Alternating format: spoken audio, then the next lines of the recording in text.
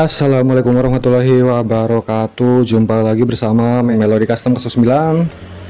Jangan lupa dong subscribe-nya dulu buat Melody Custom 09 biar teman-teman update videonya dan dapat sedikit informasi tentang otomotif khususnya Herek. Jadi kali ini kita mau bore up dan stroke up Tiger PC. Ini kebetulan ini PC putih, itu PC putih juga, itu 200 cc tune up. Ini mau dibikin 250 cc. Langsung aja kita bongkar, nanti kita cek part-partnya apa aja yang rusak, dan kita mau langsung sekalian pasang partnya dan tutorial pemasangannya. Lanjut. Dan mesin udah kita copot ini teman-teman. Kondisinya masih sangat standar, kruk as masih mulus, blok masih standar, latuk masih standar. Nanti langsung kita ganti semuanya, kita ubah piston 68 langkahnya 70. Jadi kita mau bore up menggunakan piston ukuran 68, pistonnya 68 dan struknya 70. Karena untuk harian, jadi pistonnya cukup menggunakan 68 biar kompresinya nggak mudah bocor. Jadi alasannya seperti ini teman-teman. Kalau kita menggunakan piston 70, nanti ini jarak antara kubah dengan baut sunduk ini hanya nyisa 1 mili. Jadi kalau ininya nggak dilas, nggak dibikin setengah lingkaran, dia gampang bocor. Kalau teman-teman pengen nggak gampang bocor, ya syaratnya ininya dilas dikit biar nggak gampang bocor. Lanjut ke review partnya.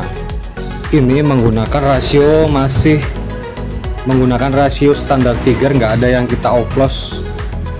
Terus di bagian kalternya atau crankcase-nya udah kita bubut jadi ukuran 74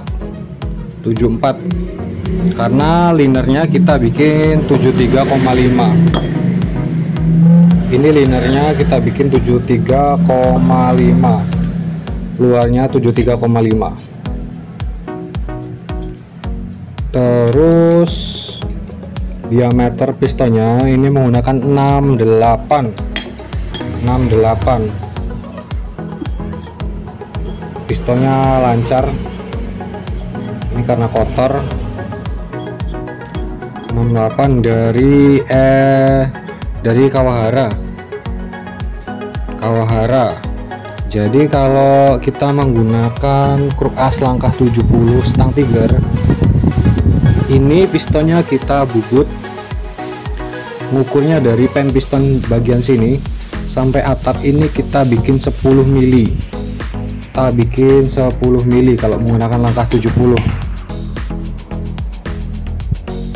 Terus selain itu, setelah udah kita bubut, ini jalur olinya bolong teman-teman. Jalur olinya bolong, nanti kita tambal menggunakan lem besi. Dan jalur oli yang naik ke noken as di sini udah kita pindah di sini, di samping baut sunduk, teman-teman bisa lihat. Kita pindah di sini. Ini kita bor menggunakan mata bor ukuran 2 mili. Teman-teman bisa lihat.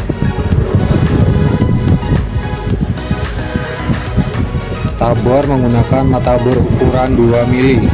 Nanti di sini yang lubang jalur oli yang di sini kita tutup menggunakan lem besi, kita tutup seperti ini. Jadi nggak usah kita pakai lagi. Dan di sini juga kita tutup. Yang di sini kita tutup. Jadi jalur olinya pindah di sini. Pindah di samping. Dan selain itu kita juga udah bikin oil jet di sini, teman-teman bisa lihat, menuju ke sini teman-teman.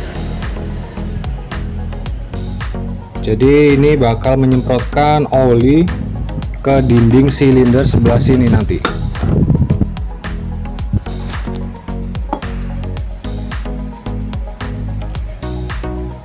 Nah, nanti bakal menyemprotkan di sebelah liner in. Nanti juga pasti bakal mengenai pistonnya juga. Jadi tujuan oil jet, jika teman-teman udah sering nonton video saya, udah saya jelasin oil jet itu sebenarnya dipakai untuk motor-motor balap. Terus kalau motor-motor harian yang pakai oil jet itu ada dari Satria FU, New Mega Pro, Jupiter Z, dan masih banyak lagi. Dan motor-motor sekarang itu rata-rata kayaknya udah pakai oil jet semua. Walaupun ini sepele, cuma ini sangat membantu untuk pendinginan piston dan pelumasan piston. Jadi efeknya kalau udah di bore up dan stroke up, ini pelumasan pada piston jadi lebih sempurna.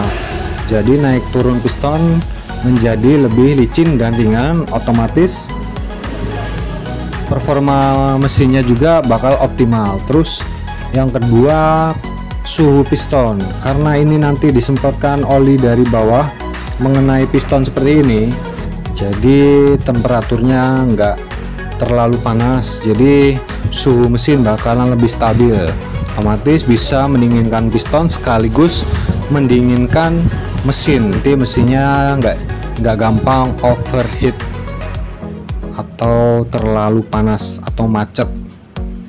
Pistonnya ini menggunakan Kawahara 68, udah dibubut dan coak. Dumnya ini saya bikin 2 mili. Lanjut kita review bloknya. Ini bearing standar blok. Bloknya ini kita menggunakan produk dari Densin.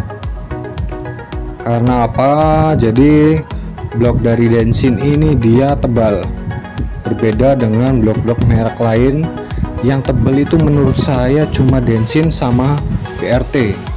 Jadi ini sama persis kayak BRT, blok BRT, jenisnya sama, terus cetakannya mirip banget, tebel-tebel siripnya sama.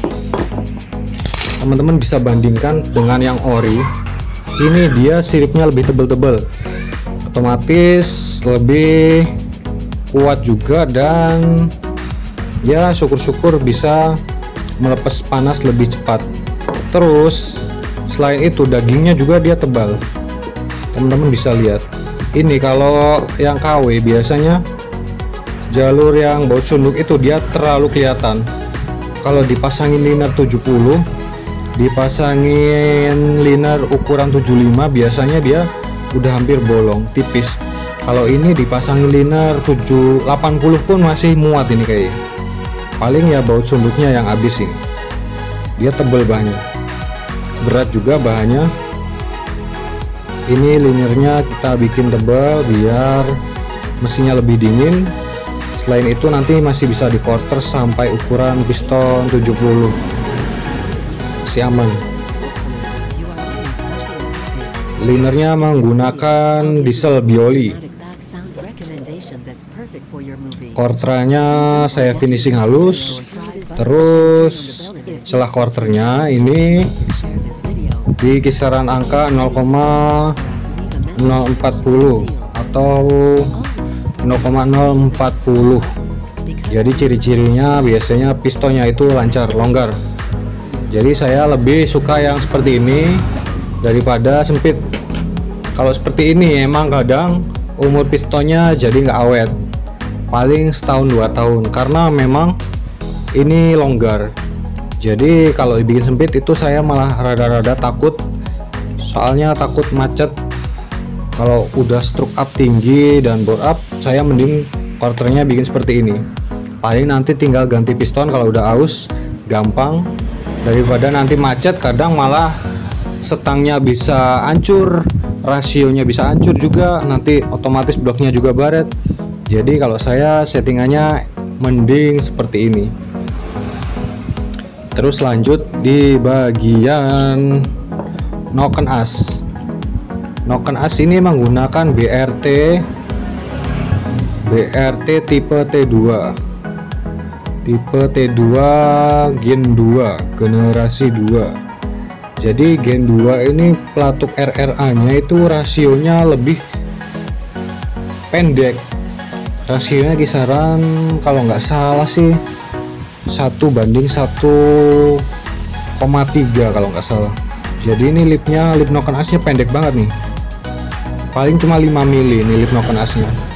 Cuma walaupun ini lipnya 5 mili, berhubung rasionya pendek, berhubung pelatuk RRA nya dia model rasio, jadi ini bearingnya mepet dengan as tengah. Walaupun angkatan lip Noken as nya cuma 5 mili, jadi nanti klep yang terangkat bisa 8 mili lebih karena adanya perbandingan. Terus jalur Noken as nya dia tipis, sangat ramping. Tujuannya emang biar putarannya dia lebih stabil. Kalau tonjolannya besar itu putarannya dia kurang stabil, biasanya getar karena ada tonjolan yang besar. Makanya didesain seperti ini, tujuannya biar stabil muternya. Jadi kayak Noken as itu nggak ada beban muternya, jadi putarannya ringan. Jadi seperti itu aja. Kalau masalah angka buka tutupnya ini, kalau T2 di angka berapa ya, lupa saya. In opennya kisaran 25, in close nya kisaran 60 apa ya, pokoknya durasinya kisaran 265 kalau nggak salah. Nanti kita dial aja biar lebih akurat. Lanjut di bagian head ini kita menggunakan head standar tanpa rubah sudut, cuma kita udah amblesin klepnya menggunakan klep Jaguar 34 dan 28,5. Klep Jaguar seperti ini. Jadi kenapa menggunakan klep Jaguar? Karena menurut saya ini klepnya klep bawaan motor, cuma kualitasnya paling bagus, awet. Jadi nggak pernah gagal sih kalau pakai klep ini.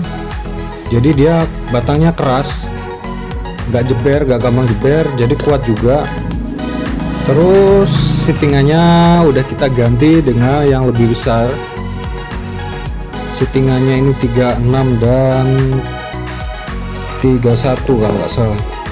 Udah kita blus, kita papas ulang 1 mili dan kita squeeze ulang. Jadi nanti klepnya nggak terlalu mendem. Jadi udah mirip sudutan. Klepnya dia rata dengan permukaan settingan. Cuma bedanya gap overlapnya aja cuma 3 milian. Jadi kelebihan menggunakan head seperti ini, modifan seperti ini kita nggak perlu mengeluarkan biaya yang mahal, dan pastinya lebih awet karena ini menggunakan Boss klep original, dan klepnya juga ini original pabrikan, jadi emang diperuntukkan untuk motor standar. Terus kalau kelemahannya dia nggak bisa menggunakan Noken as yang overlapnya di atas 4 mili, di atas 3,5 mili itu nggak bisa, takutnya nanti egg dan in itu bersentuhan. Jadi tujuannya rubah sudut ini merubah sudut antara klep in dan egg. Jadi ini kan kalau nggak rubah sudut dekat seperti ini 3 milian, kalau udah rubah sudut dia bakalan mekar. Jadi klep in jauh ke sana, klep egg jauh ke sini, jadi lebih jauh. Nanti kalau menggunakan Noken as herek yang biasanya overlapnya tinggi, dia masih aman. Jadi kelemahannya seperti itu. Karena ini motornya untuk harian dan Noken as T2 ini overlapnya masih aman lah, sekitaran 3 mili, jadi masih cukup lah menggunakan head standar, nggak perlu kita rubah sudut. Kalau masalah rasa itu 11-12 lah, nggak ada bedanya karena ini udah di squeeze ulang juga dan klepnya juga udah diratain dengan settingan. Nanti kita bakalan porting yang in jadi 30, yang X-nya jadi 26.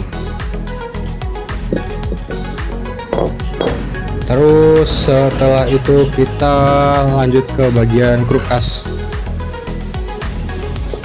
Kruk asnya ini menggunakan Basic Mega Pro. Basic Mega Pro, cuma udah kita balan. Jadi model-model kompetisi dia tebal daunnya, lebih tebal daripada kruk as trukan pada umumnya. Ini lebih berat, jadi ini torsinya bakalan ngisi terus. Dari tengah atas dia bakalan lebih ngisi dibandingkan kruk as trukan pada umumnya, karena ini lebih berat.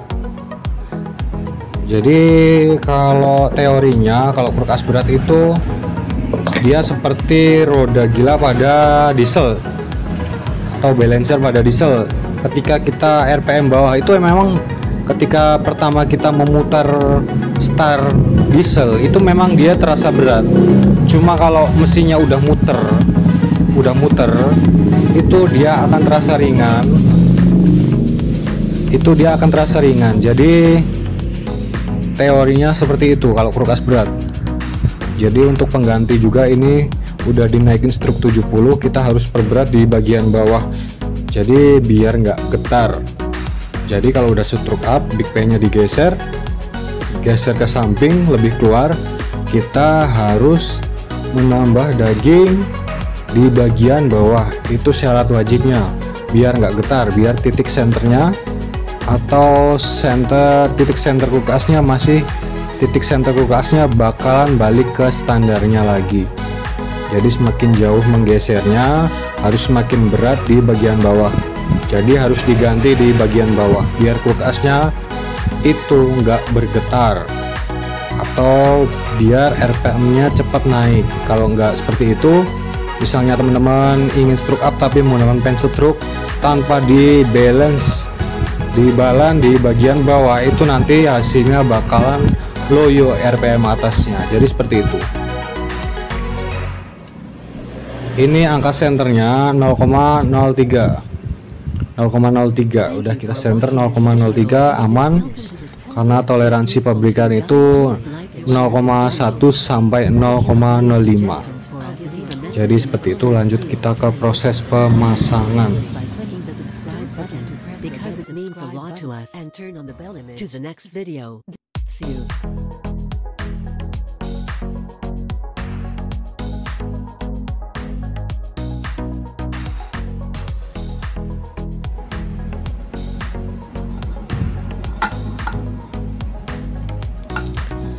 Stangnya ini menggunakan tiger standar, tiger original. Jadi kenapa menggunakan stang tiger? Karena menurut saya ini stangnya paling kuat dan awet. Soalnya memang desain stang 4 tak itu dia di harden. Teman-teman bisa lihat ya, dari bagian atas ini dia gosong dan sini warnanya putih. Itu tandanya dia di sini disepuh. Tujuannya biar kuat. Memang kalau stang 4 tak itu didesain untuk kompresi tinggi, makanya rata-rata kompresi motor 4 tak itu di atas 9. Cuma kalau kita menggunakan stang 2 tak itu kadang dia gampang patah, terus big end nya kecil, dia rawan melintir ya. Tapi ada juga yang kuat. Kalau kita pakainya itu nggak kasar, biasanya ya kuat-kuat aja. Cuma saya cari amannya aja, makanya menggunakan stang original tiger. Dia walaupun rasio stangnya dia nggak bagus, jadi rasio stang itu ada hitungannya juga teman-teman. Jadi rasio stang ini seperti ini. Ketika stang menukuk seperti ini namanya rasio stang. Jadi rasio stang itu panjang stroke dibagi dengan panjang setang dibagi dengan stroke. Misalnya panjang setangnya ini 105, terus teman-teman tinggal bagi aja dengan stroke-nya. Jadi 105 dibagi stroke-nya 70, itu nanti hasilnya misalnya di bawah 1,5, itu rasio stangnya dia kurang bagus. Kalau rekomendasi pabrikan itu rasio stangnya di atas 1,6. Jadi kalau rasio stangnya 1,6, dia stangnya lebih tegap seperti ini, tegap. Jadi misalnya nih, ini stangnya pendek, struknya panjang ke samping seperti itu. Jadi backplane-nya geser. Nanti posisi saat ledakan stangnya seperti ini. Jadi kalau stangnya semakin menekuk ini di bagian sini, nanti itu rawan melintir ataupun patah. Dan gesekan pada piston juga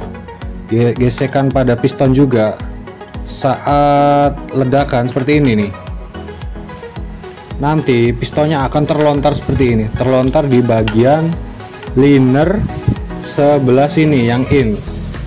Jadi seperti ini, terus proses ledakan jebret, dia pistonnya akan terlontar di sebelah in. Makanya kalau rasio stangnya pendek, itu umur pistonnya dia nggak awet, udah nggak bisa dipungkiri. Biasanya kalau udah strukan itu umur pistonnya nggak awet ya, kisaran setahun atau 2 tahun, nanti bakalan aus di bagian sini. Makanya kalau rata-rata piston macet itu di bagian in, karena memang saat dorongan seperti ini terjadinya ledakan, itu piston terlontar, siripnya itu menekan di sebelah in, makanya pistonnya itu rawan aus di sebelah in dan rawan baret di sebelah in. Hanya kalau struknya panjang, usahakan stangnya juga panjang. Jadi ketika saat ledakan stangnya nggak terlalu miring, jadi stangnya rada tegap. Jadi kalau stang tegap itu dia kuat menahan dorongan dari atas daripada stang yang pendek. Kalau stang pendek itu seperti ini posisinya, dia kurang kuat menahan dorongan dari atas seperti ini. Jadi stangnya rawan aus dan rawan patah kalau stangnya terlalu pendek. Jadi kurang lebih seperti itu. Nanti teman-teman bisa cari sendiri di Google kalau belum paham. Kurang lebih teorinya seperti itu. Lanjut. Nah, kalau kita bikin pistonnya, top pistonnya itu 10 mili, dia pas. Jadi mendem piston dari permukaan liner itu, dari permukaan blok maksudnya, itu dia 1 mili. Dia 1 mili.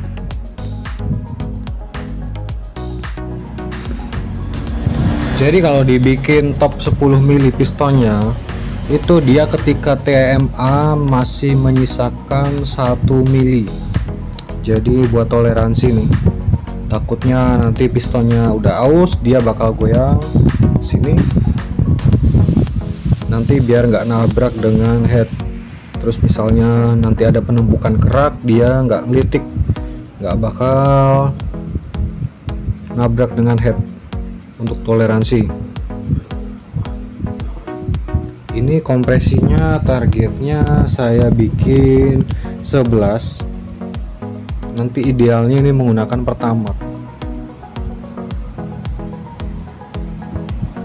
Rantai ketengnya menggunakan 100 mata DID. Jadi bloknya masih ukuran 76, nggak kita papas, masih standar.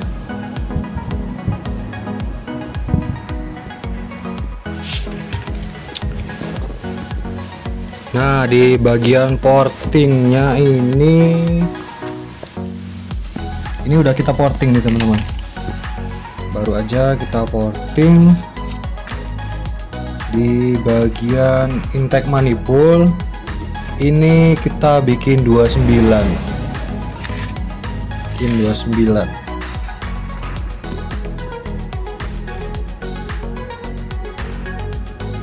Tinggal kita finishing. Terus di bagian seating yang in kita bikin 30. Jadi yang klep menapak dengan seatingan 2 mili kanan kirinya, dan ini kita bikin 25. Ini diameternya 25.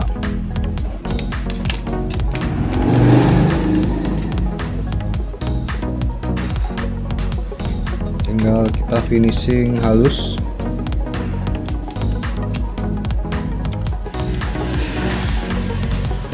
Lanjut di bagian per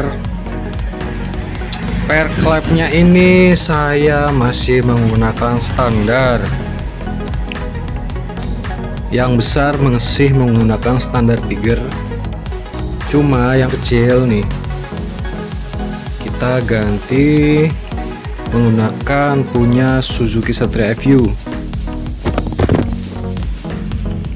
Teman-teman bisa bandingkan, yang sebelah kanan ini FU yang ada catnya kuning, dan sebelah sini adalah standar Tiger.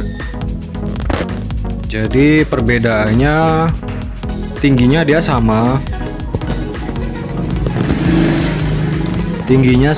cuma dia ulirnya lebih renggang dan diameter kawatnya dia lebih besar, bisa dibandingkan. Jadi ini kekerasannya lebih keras, sekitar 30% daripada standar. Jadi kita, karena ini motornya untuk harian, kita cari durability. Jadi pernya cari yang aman-aman aja, makanya saya menggunakan Satria FU, dijamin anti patah.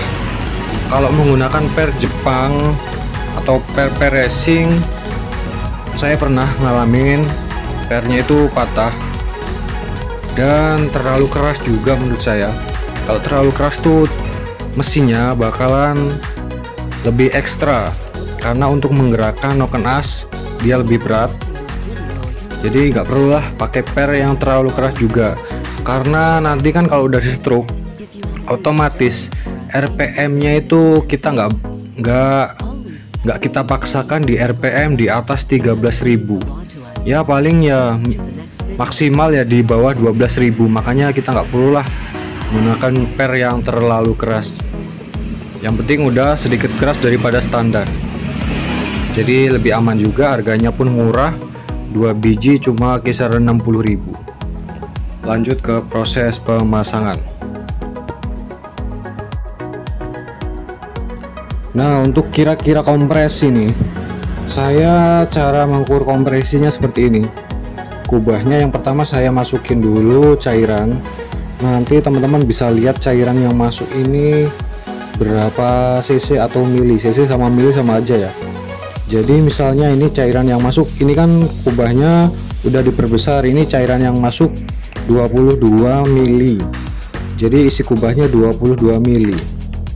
Ini nanti mendem 1 mili, nanti bisa ketemu kompresi yang kita inginkan. Nanti tinggal kita hitung aja. Lanjut ke proses perhitungan. Jadi proses perhitungannya, teman-teman hitung dulu total isi silinder. Jadi rumusnya tinggal teman-teman boleh catat rumusnya 0,785 dikali ukuran piston dikali ukuran piston dikali stroke. Jadi menghitung kompresi gini teman-teman, ini kan cc nya, total cc nya ketemu 254, terus ini ketemu kubahnya 23 mili atau 23 cc. Jadi teman-teman nanti tinggal dihitung aja, rumusnya gampang. Yang pertama teman-teman harus isi dulu, harus tahu dulu isi kubah ini. Ini cara perkiraan dulu, nanti kalau pengen lebih akurat, ini headnya dipasang terus dibulet ulang, pasti nanti hasilnya ya nyerempet dikit. Jadi ini udah ketemu isi kubahnya, dia 23 mili, ini 254. Jadi caranya ini 254, terus ini kan ada mendem piston 1 mili. Mendem piston 1 mili ini, kalau 1 mili ini dihitung 2 cc, jadi dihitung 2 cc karena ada coakan juga, ini dihitung 2 cc. Terus tinggal 254 ditambah 2 berarti, terus yang 2 cc anggap aja dimasukkan ke sini. Jadi ini hitung aja 25 mili isi kubahnya ditambah dengan mendem piston dan coakan. Terus tinggal 254 cc ditambah dengan 25 terus dibagi lagi dengan 25, itu ketemu rasio kompresinya. Teman-teman tinggal hitung aja sendiri. 254 ditambah 25 dibagi 25 hasilnya berapa? Kalau hitungan saya, kalau nggak salah tadi saya ngitung kisaran 11. Memang target kompresinya saya bikin 11 karena ini bahan bakarnya nanti yang mau dipakai Pertamax. Jadi rasio kompresi ideal untuk Pertamax itu 11, Pertalite ya 10, terus kalau turbo ya bisa di atas 11. Jadi kalau teman-teman belum paham tentang kompresi bisa tonton di video saya sebelumnya. Jadi kompresi ini ada kaitannya dengan durasi noken as. Jadi durasi noken as semakin besar, kita harus menggunakan kompresi yang semakin tinggi juga. Jadi biar tenaga bawahnya dia nggak loyo. Nih teman-teman bisa lihat nih, kita menggunakan noken as BRT tipe T2 yang gen 2. Kita puter dengan posisi overlap dan setelan klep udah dikencengin, kita bisa lihat overlapnya dia rendah, kisaran 3 mili apa 2,5 mili, lupa saya datang. Tuh teman-teman bisa lihat gap overlapnya dia masih sangat aman, masih kisaran ya 2 milian lah, jadi masih aman. Jadi kalau menggunakan klep dengan ukuran 3428,5 dengan model non sudut dan dipapas ulang, squeeze ulang, ini dia masih aman. Kalau menggunakan noken as yang tipe seperti ini T1, T2, T3 itu masih aman. Misalkan kalau teman-teman menggunakan noken as herek yang lipnya hampir 4 mili apa 4 mili lebih, itu nggak direkomendasikan. Mendingan teman-teman rubah sudut daripada nanti ketika RPM tinggi klepnya saling bertabrakan. Jadi tujuan rubah sudut yang pertama yaitu untuk melebarkan gap antara klep X dan in biar berjauhan. Terus untuk mempersempit kubah juga bisa, cuma berhubung ini udah kita squeeze ulang dan kita kubah ulang, jadi udah sesuai keinginan. Aja nggak usah berlama-lama, kita pasang. Nanti kita bakal tes on, teman-teman tonton terus videonya. Nah jadi kalau pemasangan noken as BRT tipe T2 itu nanti kan teman-teman kalau beli di beser beli dapat ininya, data noken asnya, data spesifikasi noken asnya. Nanti teman-teman tinggal sesuaikan aja sesuai data. Biasanya paling kalau meleset cuma 1 atau 2 derajat, nggak banyak, tergantung headnya. Biasanya ya head sudutan sama head standar itu angka dialnya dia bakalan berbeda. Cuma nggak usah khawatir kalau teman-teman nggak punya dial, kita nggak usah pakai dial, nggak apa-apa. Caranya kalau teman-teman pernah nonton video saya sebelumnya, cara cari titik center noken as, ininya di overlap sampai klep in dan X terbuka dua-duanya. Nanti teman-teman tinggal ikutin aja topnya dan dengan cara geser gigi timing, lubang gigi timingnya kita perbesar. Jadi kalau BRT biasanya sih lurus, dia melesetnya nggak jauh dari standar, kadang malah bisa PNP tanpa dial dia udah akurat. Jadi seperti itu aja. Lanjut kita naik ke rangka dan kita langsung tes on.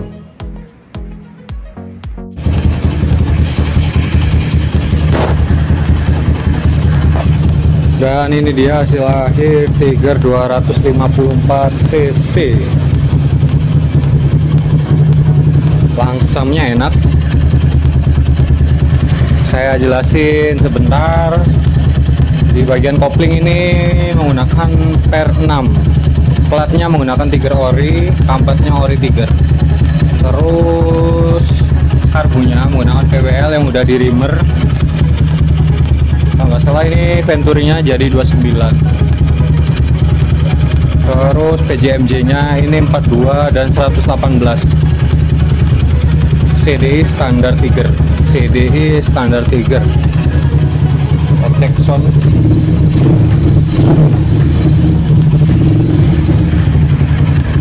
Responnya bagus. Nanti kita tes running di jalan yang sepi.